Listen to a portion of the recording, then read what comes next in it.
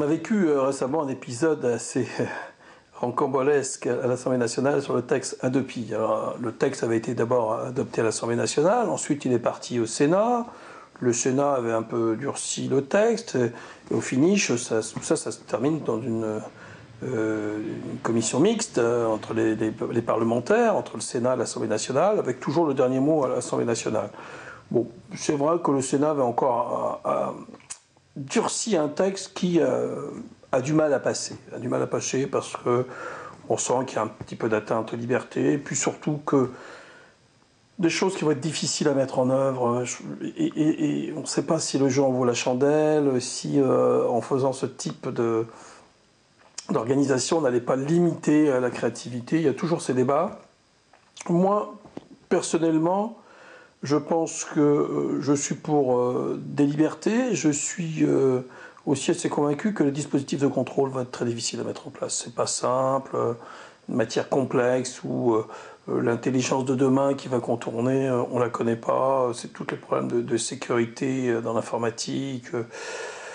Et je comprends que le gouvernement ait envie de protéger certaines catégories, mais en fait, c'est pas avec ce type d'outils qu'il va y arriver. Je serais préféré une mesure plutôt incitative.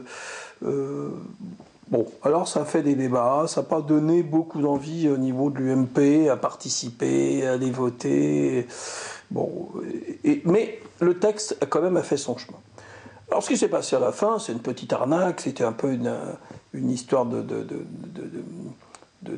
potaches qui font une bêtise, quoi. Enfin, ils s'amusent, quoi. Là, il y a une dizaine de députés qui se cachent derrière les rideaux, ils regardent comment il y a dans l'hémicycle le rapport des forces. Le rapport des forces est un peu 4-5 de plus pour la majorité, on arrive à 10 stocks, on fait basculer dans l'autre sens. Bon, c'est plutôt rigolo, mais c'est pas tout à fait ce qui s'est passé pendant tout le débat sur ce texte. Alors les conséquences sont assez graves, parce qu'un texte comme ça qui est rejeté alors qu'il a fait tout le processus, d'abord ça coûte très très cher, et puis être remis en cause sur ce type de choses, pas tout à fait normal. Alors, parti sur le procès de présence des députés, ça n'a rien à voir avec la présence des députés. C'est toujours organisé, tout ça sur tous les votes. On sait maintenir suffisamment de députés pour qu'on fasse passer les textes qu'on souhaite faire passer. Et là, bon, c'est vraiment un épiphénomène.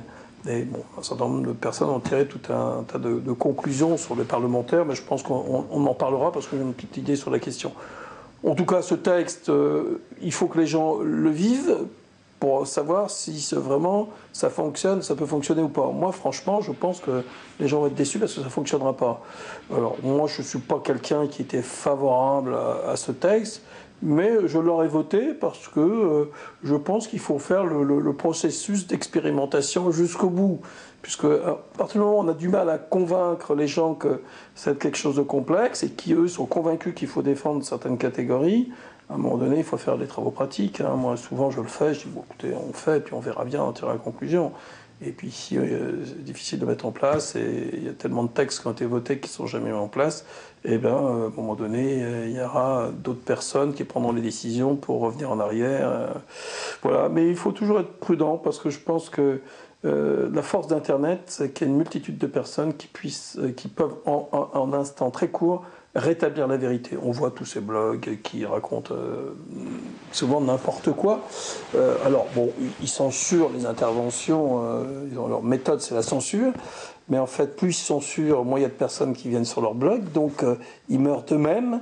Donc l'outil est assez redoutable. Hein. Soit que vous avez une multitude de personnes qui interviennent et l'information est rétablie, la vérité est rétablie, soit que bien il n'y a pas possibilité de passer des messages, et dans ce cas-là, c'est le désert qui s'installe.